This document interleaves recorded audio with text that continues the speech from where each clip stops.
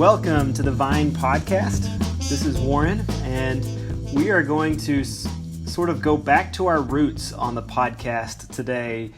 Our weekly podcast started during this pandemic season with kind of a study of Philippians, and we went through a passage from Philippians each week, and we're going to kind of return to that format today of just going through a passage of Scripture, talking about it and looking at it. And so here to join me again for that today is Jason Martin. Hello, Jason. Hey, Warren. We're kind of going old school here with digging into the Scripture after...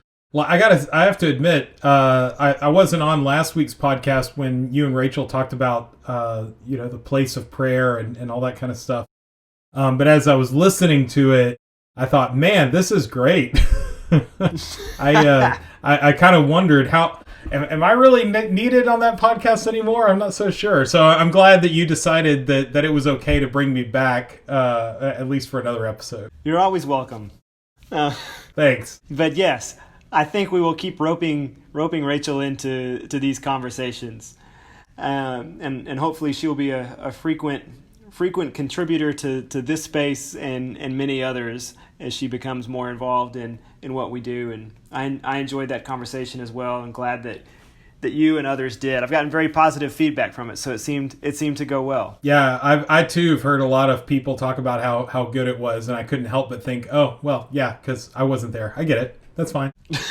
I can't say I disagree, though. That's okay.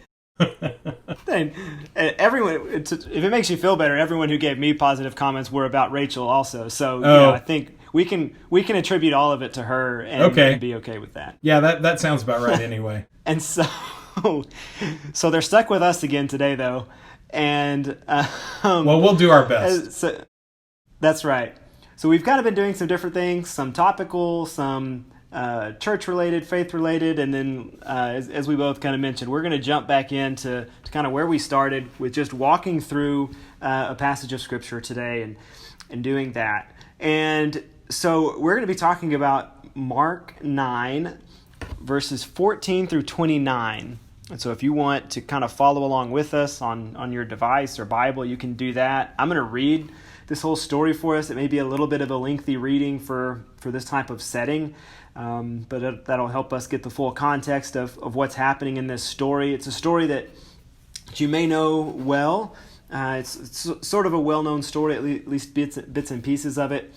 And it's actually a story that I had considered using for our back-to-school worship service. And so I'll explain the connection there and why I had considered using it. It may not be an obvious one to use for a back-to-school service, but I think there's some interesting connections, and I'll kind of explain at some point why I had considered using it, but that's how we chose this one for today. And I think there are some other connection points to some things that we've been doing. So I'm going to jump in, read this for us, and then we'll talk and see where we end up with some conversation about this text. So again, Mark 9, 14 through 29. When they came to the other disciples, and they there is referring to Jesus and Peter, James, and John. They've been off at the Transfiguration, and now this is them kind of coming back and meeting up with the rest of the group. So they came to the other disciples. They saw a large crowd around them, and the teachers of the law arguing with them. As soon as all the people saw Jesus, they were overwhelmed with wonder and ran to greet him. "What are you arguing with them about?" he asked.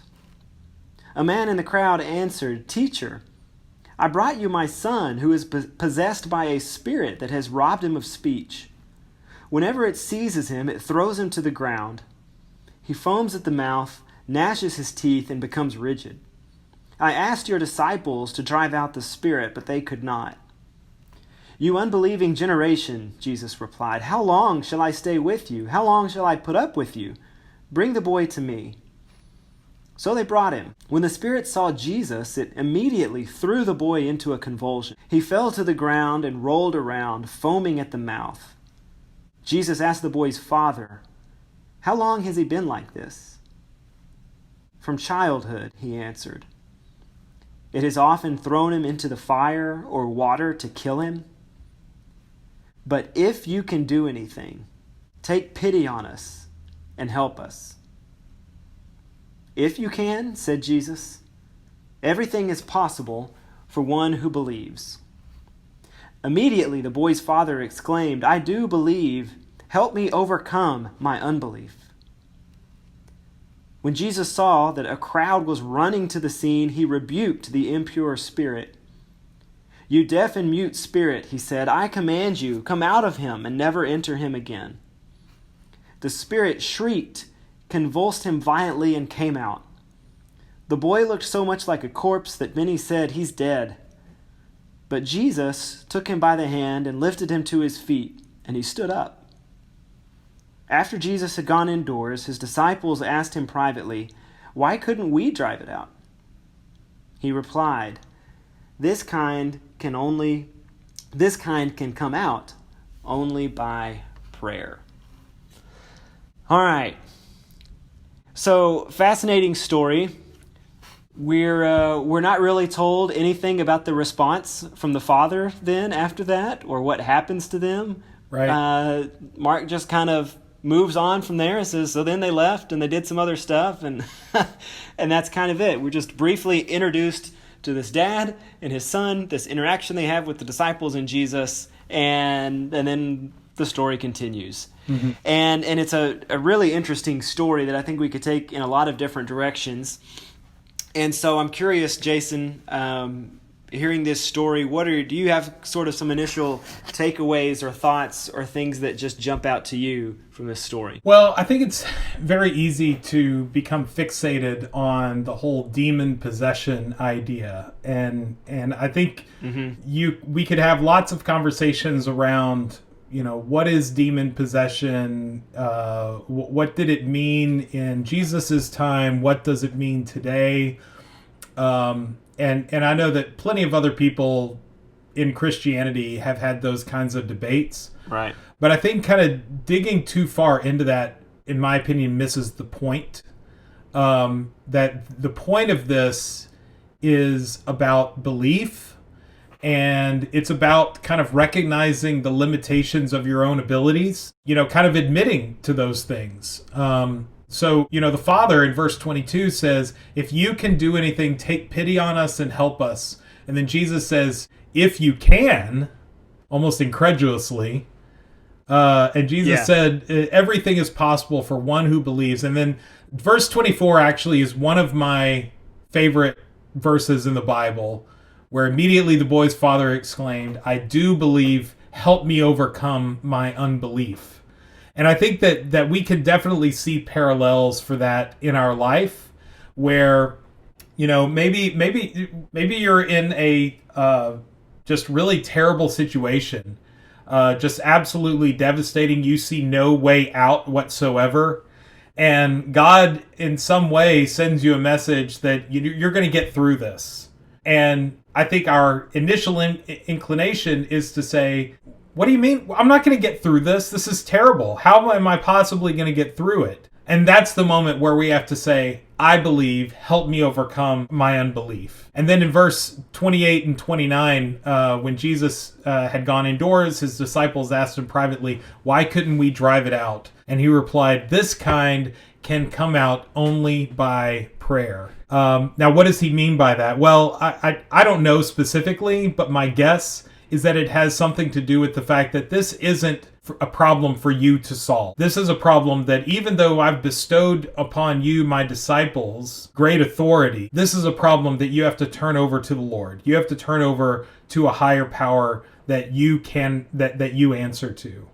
And I think that both of those are lessons that we can take away from that. And, not to say that we can't have the conversations around demon possession and what does that look like and all that kind of stuff, but I think those are probably the more salient and immediately applicable lessons that this passage provides. I agree. And I do think sometimes in these stories, the demon possession stuff can sort of become red herrings almost that can distract us from the reason that it seems like Mark and other writers include them. Mm-hmm. That it doesn't seem like they're trying to make a point or prove the existence of demon possession. Right. But that they're pointing to things like belief and prayer and those types of things. And we can get maybe bogged down sometimes in Was it a demon? What's meant by impure spirit? Can spirits still possess people today? Can a Christian be possessed by an evil spirit? All kinds of things that we could get into that may have some relevance in place, as you said. Mm-hmm.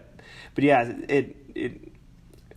we don't need to let those things distract us from what the writers seem to be leading us toward, which I think we've kind of both said and agree with. And yeah, there seems to be this commonality between the disciples and the Father in this story of this idea that Jesus seems to be sort of reiterating to both of them in a sense almost, which I hadn't necessarily thought about this way until you were kind of talking and sharing your thoughts. But that maybe in both of their cases, there seems to be this need to realize that there may be some things that they cannot do on their own, mm-hmm. but that they are equipped to do through faith in Jesus. And that if they are turning to Him in their faith, that there are things that they can, that they are equipped to do more than maybe they think they can or think they are able to through faith and through prayer. Right. And it's sort of a coming to realize that. Mm-hmm. And so I agree that verse 24 is one of my favorite verses as well. And it's just, I mean, grammatically, it doesn't make sense almost, right? I do believe, help me overcome my unbelief. Uh-huh. And so you look surface level and it's like, well, he's talking nonsense. And yet it's a statement that I think, at least for me, is like instantly relatable. Oh yeah, I think we can all identify with that state. Yeah, I'm guessing we can all identify a time where it was like, yeah, I believed, I had faith, I knew it. But then when it came just right down to it, man, I was struggling with doubt and questions, and I couldn't make myself follow through on it. Maybe it was a moment when we believed in our head, but that didn't translate to our heart or our feelings or our actions or something like that. And I just think about this dad, especially now as a parent, thinking about what this dad has seen his son go through, regardless of what you think has actually been inhibiting or has been wrong with his son. His son is enduring a lot. Mm-hmm. Whatever the exact nature of that is. And for a dad to watch his son go through that, just the faith that it takes to let yourself believe that if I put him in this, that this can go away, or that I'm going to allow this person to try to do something to him that would take that away, especially when I'm sure he's had many failed attempts through maybe doctors, through Jesus' disciples, and I mean, surely, Jesus' disciples, this isn't the first time I would guess that he's tried to do something that would take this spirit away from his boy. Right. And so, yeah, why wouldn't you have doubts? Why wouldn't you have questions? Of course, it would be a struggle to allow yourself to believe that, yes, something's going to take this away from my kid. And all that swirling through this guy's head, yeah, I mean, I can just hear the exasperation in his voice, the doubt, the hurt, the fear, the pain, when he says, but if you can do anything, take pity on us and help us. That's such a broken sentence to me, I think. Yeah. What do you think is meant by pity? And maybe we're trying to parse, words that maybe meant something different at the time this was written than how we mean it today. But what do you think it meant by take pity on us? I don't know. Do you have a thought? I kind of equate it with show compassion on us. That take, pity, we usually equate that with something negative. I think in our modern day, it's like, well, I don't want your pity, or that person is so pitiful. We don't really use that word in a positive connotation. We certainly don't ask for pity. And so I think maybe a way to understand this is show compassion on us.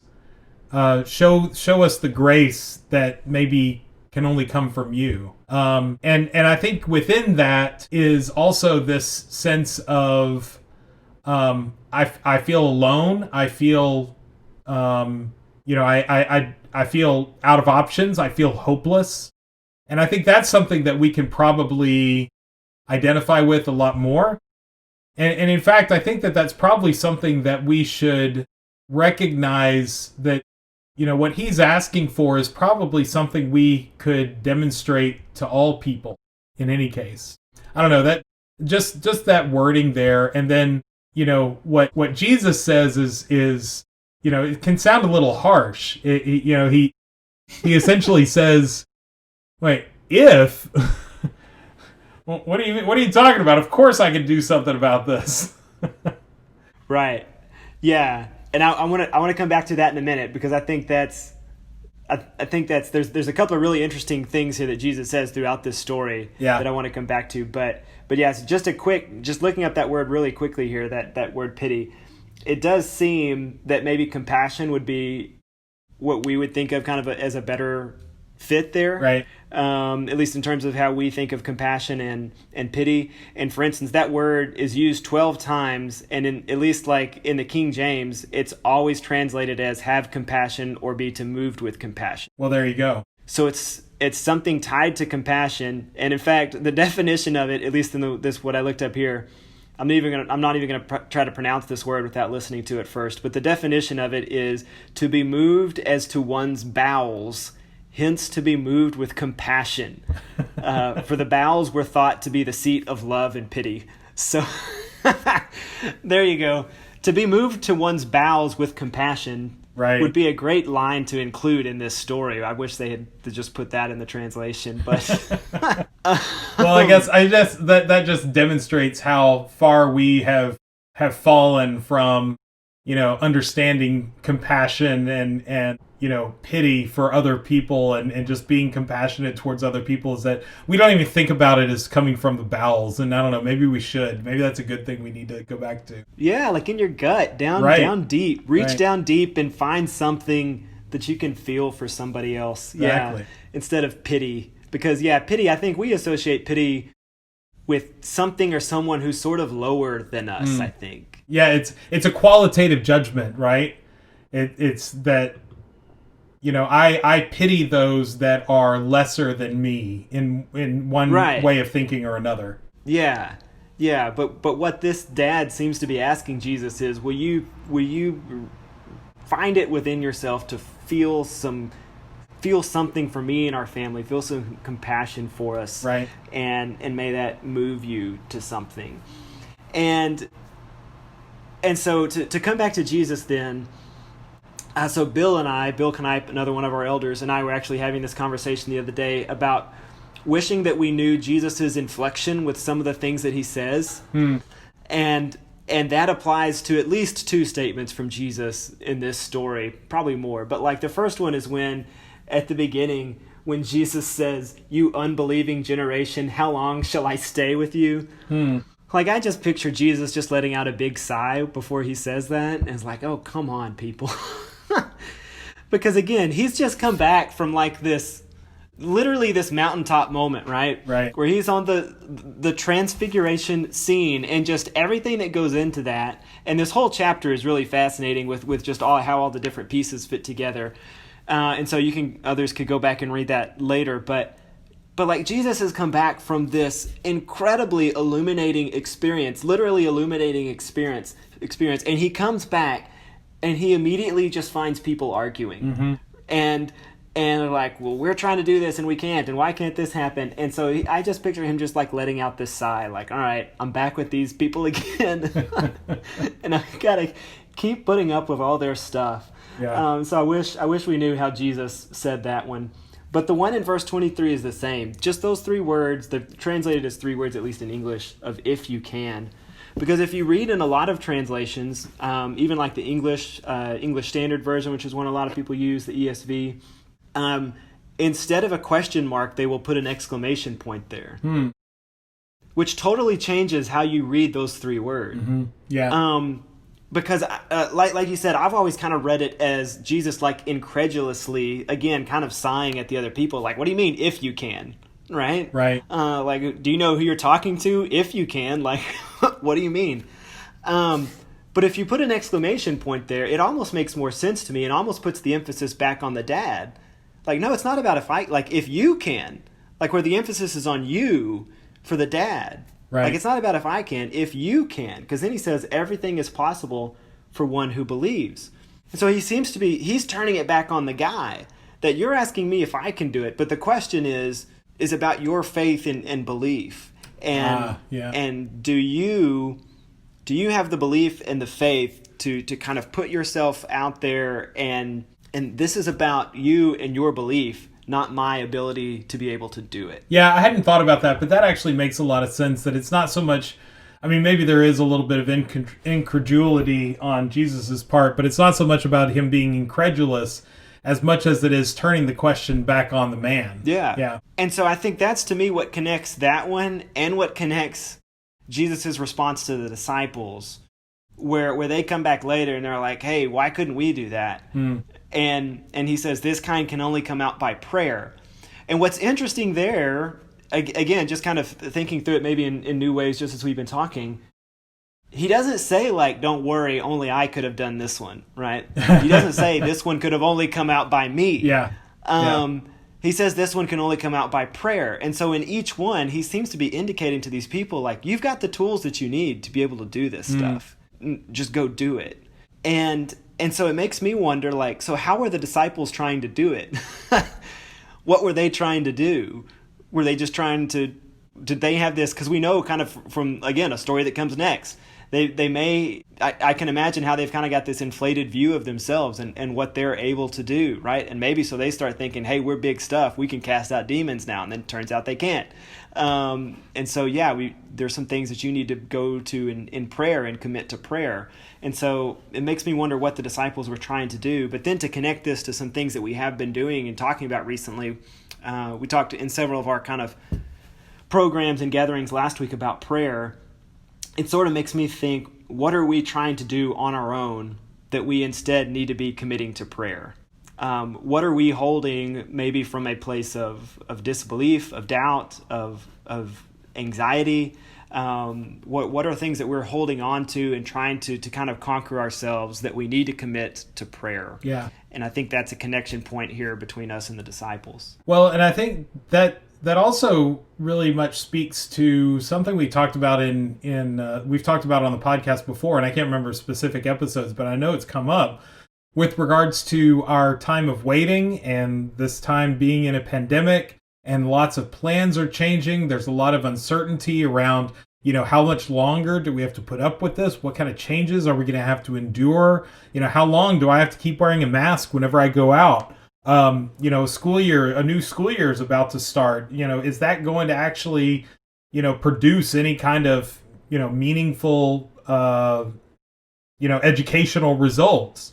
A lot of uncertainty. We are a species that likes to be in control and sometimes demands to be in control. When it comes to, our anxiety in this time, that's kind of where we have to recognize that we can't be fully in control, to allow us to just kind of rest and to, take care of what we can take care of, but to have some peace in turning over what we can't to God. Absolutely. And, again, one of the things that I referenced at the beginning is this idea that Mark just kind of leaves the scene there and starts transitioning to something else. Mm-hmm. I wish that we had like this kind of after the fact interview with the dad. Yeah. We could just sit down with the dad and be like, okay, so you said this to Jesus. I do believe, help me overcome my unbelief. Walk us through some of that now. Right. So, right. I'm guessing just the simple fact that Jesus healed his kid certainly would have transformed some of that doubt into belief for sure. Mm-hmm.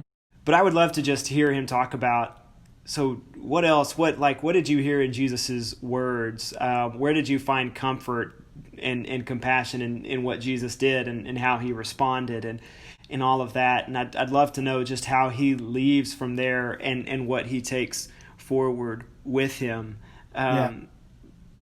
Because I think you do see this recurring theme in Scripture of, I've talked about it before with David, that part of the reason David is able to go out and fight Goliath is he's able to see, hey, God has worked in my life in the past, and the God who delivered me from all these other things in the past will deliver me from this Philistine. Yeah.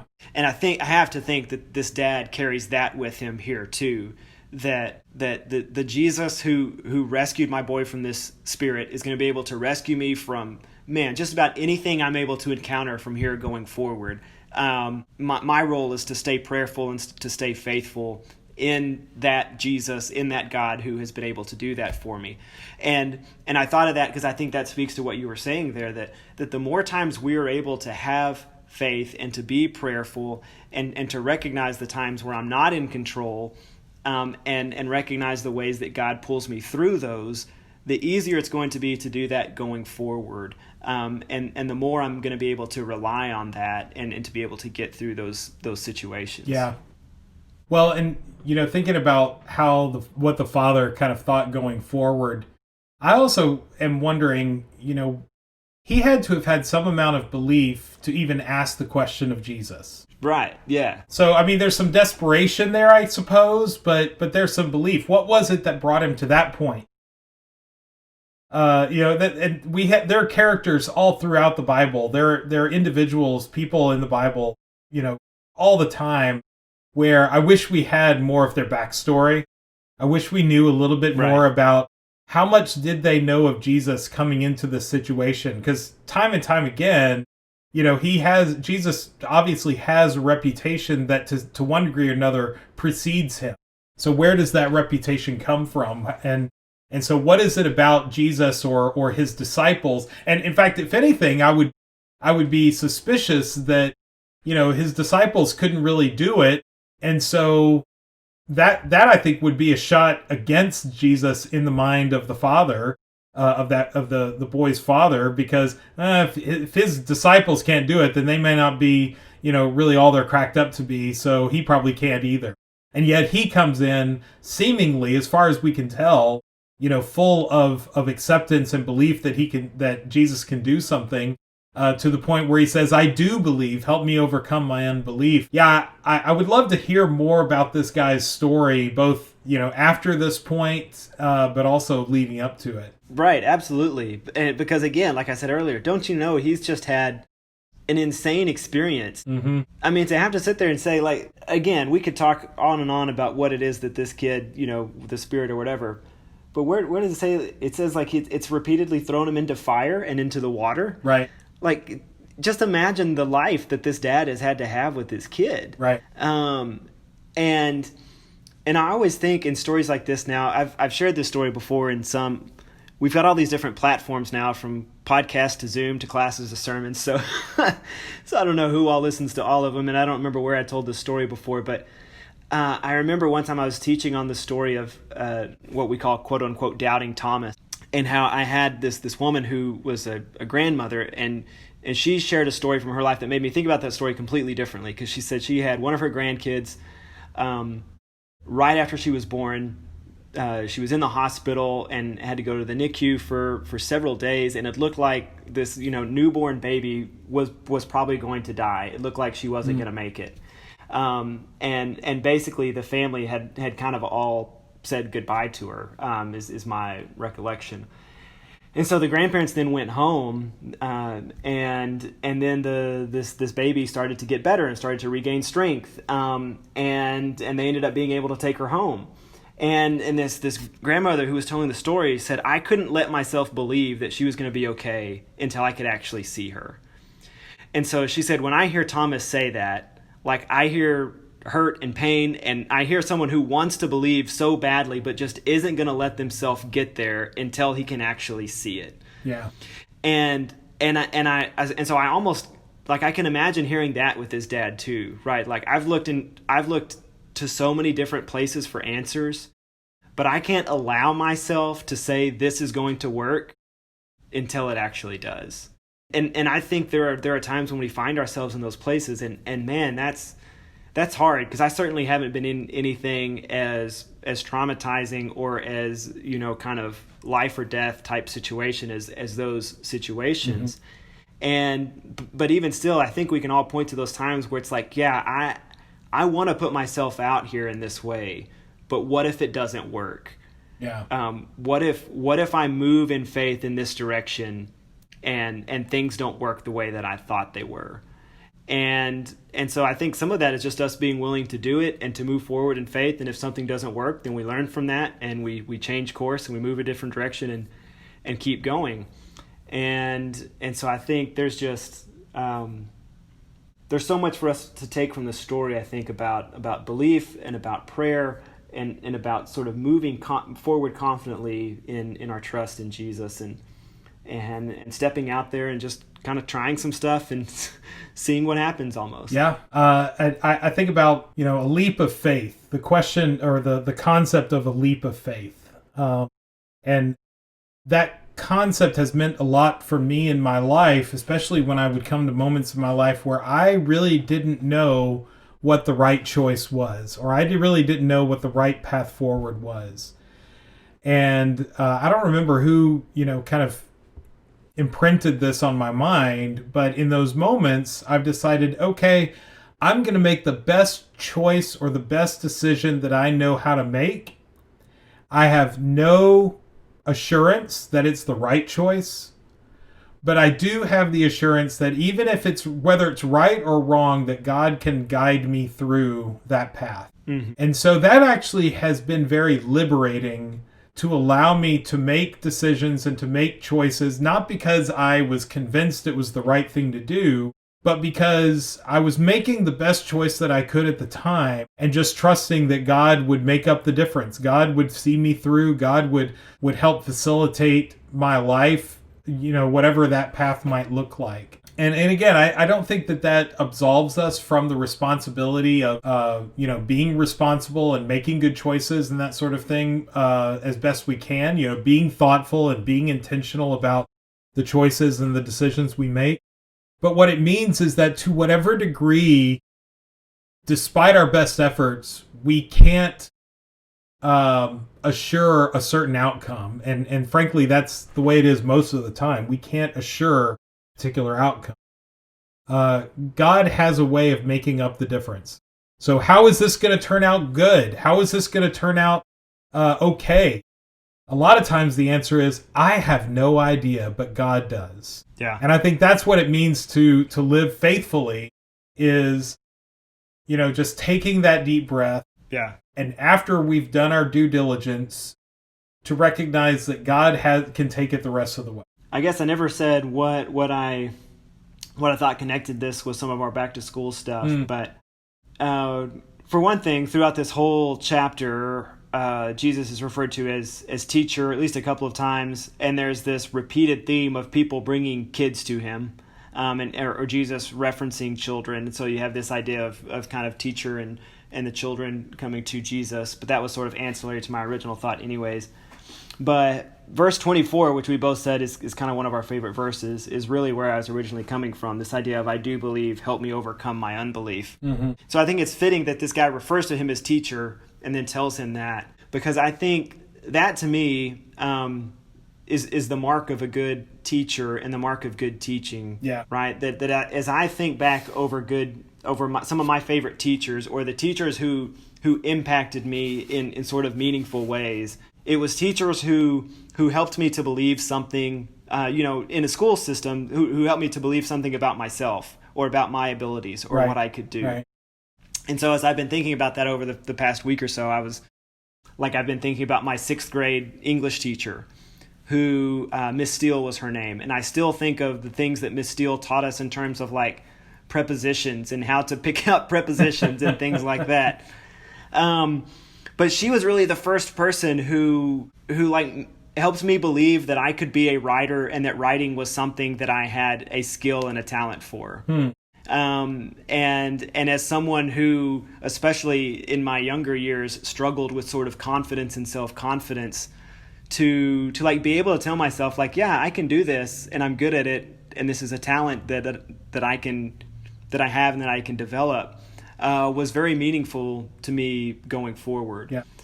And so when I think of kind of teachers like that, it's this ability to help others see something in themselves or to believe something that they maybe fully didn't see before or believe before. And I think that's the question I would love to come back and ask this guy about Jesus about. So like, what did he help you believe? What did he help you to see? Right. And how are you going to use that moving forward? And I think there's a connection to that between teachers and the impactful teachers in our lives, but then also from the standpoint that hopefully we are looking for ways that we can have that impact on others.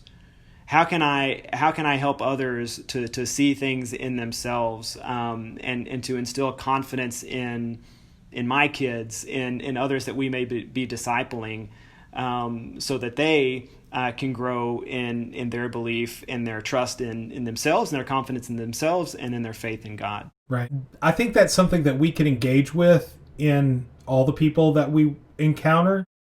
So, Right.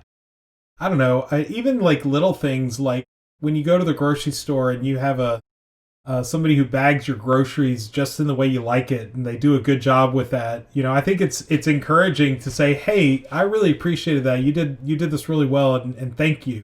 I think it's those little things. I mean, it's not going to change their life necessarily, but I think providing that kind of encouragement can very often be, the what they need to overcome their disbelief in their own self. And it's not always going to make a big difference, but I think that we have a responsibility as Christians to kind of spread the joy of God. And I think part of that just comes in spreading joy in general, and spreading this idea that, you do well and you are good. And whoever we happen to encounter, whether that be a student or whether it be, a client that I may have, or a supervisee that I may have, or someone that we run into at church, or a friend, or a family member, or a neighbor, or just, somebody that bags your groceries at the grocery store. I think that we can help them out with that. So that when you were talking, that's kind of what it made me think of, is that, helping people kind of overcome their disbelief in their own abilities, and maybe the disbelief that they may have in their own goodness. That's something that we can contribute to without even realizing it, but we have to work at it. Yeah. And I think the cool thing too is when you can do that for someone, like you said, kind of directly or indirectly, you can see a lot of times the change almost in the way that they carry themselves, sometimes in that moment. Like I coached 5th and 6th grade girls basketball for 1 year when I was a youth minister. And good times, man. I bet that was great. Good times. I was an assistant coach with our preacher was the head coach, and I was the assistant coach. But our preacher was out of town one weekend, and so I had to fill in. And we were undefeated when he left, and then we were losing this game that I was coaching. So I was like, oh, I'm the worst 5th and 6th grade girls basketball coach in Clifton, Texas that ever was. And so we get to the end of the game, and we're down by 1, and our best player is at the free throw line about to take free throws, and she missed the first one. And so the other team called timeout, and she comes sprinting over to me. And she's like, if I miss this one, we have to get the rebound. If I miss this one, we have to get the rebound. And I told her, this was my greatest coaching moment, because I told her and the rest of the team around us, I said, no, you're going to make it. And after you make it, here's what we're going to do. And her whole physical disposition changed. And it was because I knew she makes them all the time in practice. She's the best player, not only in our team, in the league. She's the best player by far. She has every ability to make it. She just didn't believe that she could. Yeah. And literally, well, and even if I can guess that even if she believed that she could, there's always that question of doubt of, what if I don't? Right. I do believe. Help me overcome my unbelief. Right. It's that. But what if I don't? And so she went out and she made it, and we won the game in overtime. So it all worked out. And that was the pinnacle of my coaching career. I said, that's it. I'm out. I'm done. I'm retiring. I'll just leave it there. And you didn't have to hang your head when the head coach came back. That's right. I was able to tell him that we won, and so I'm 1-0 in my head coaching experience. Wow. That's a perfect winning percentage. That's impressive, Warren. That's right. Just went out on top, and we'll leave it there. Although Isley is begging me to coach her basketball team whenever we're able to play sports again. She wants me to coach her team, so I think that's in the offing. So we'll see how that goes. That's cool. If we're ever able to get close enough to play basketball again. Yeah. But yeah, I do think that's a powerful way that we can impact others, and that we can impact, I think, ultimately the kingdom and have an effect on those around us.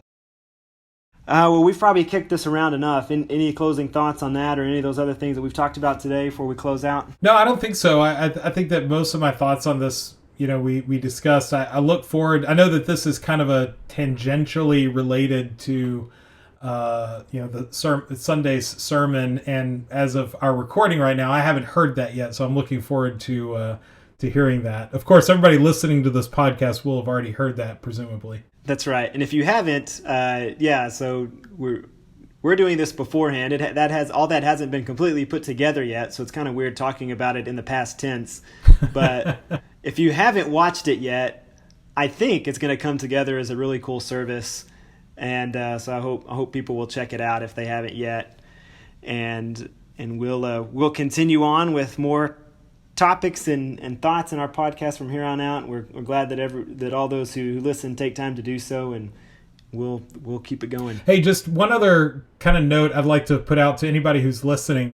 Warren and I like putting this together, but I think it would be great if we had people submit ideas for something we could talk about, just something that is discussion oriented. No promises that we'll be able to get to it.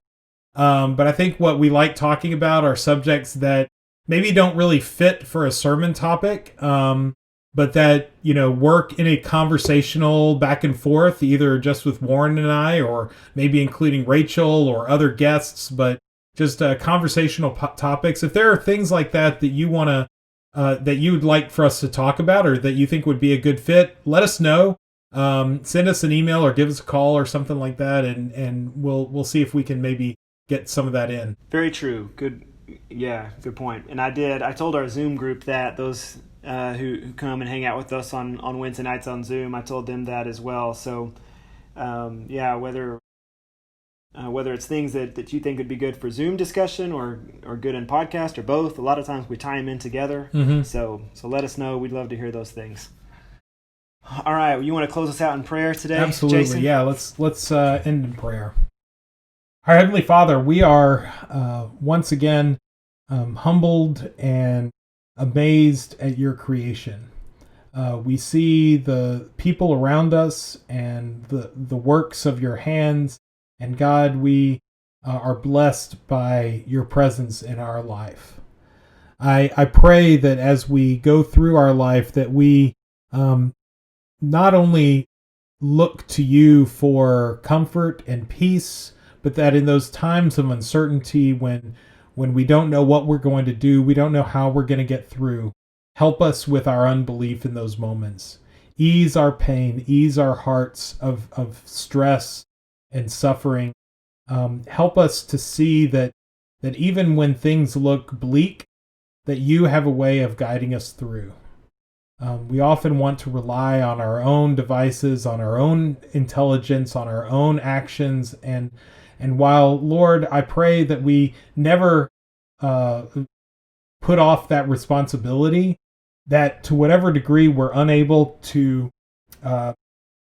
perfectly, to our satisfaction, guide our life, Lord, that we trust that you will do that you will take up where we fail and help us to place our faith in you. Thank you again for sending your Son, Jesus, for us, and for providing him as a model for our life and our attitude and our relationship with each other and with you. And it's in his name we pray. Amen. Amen.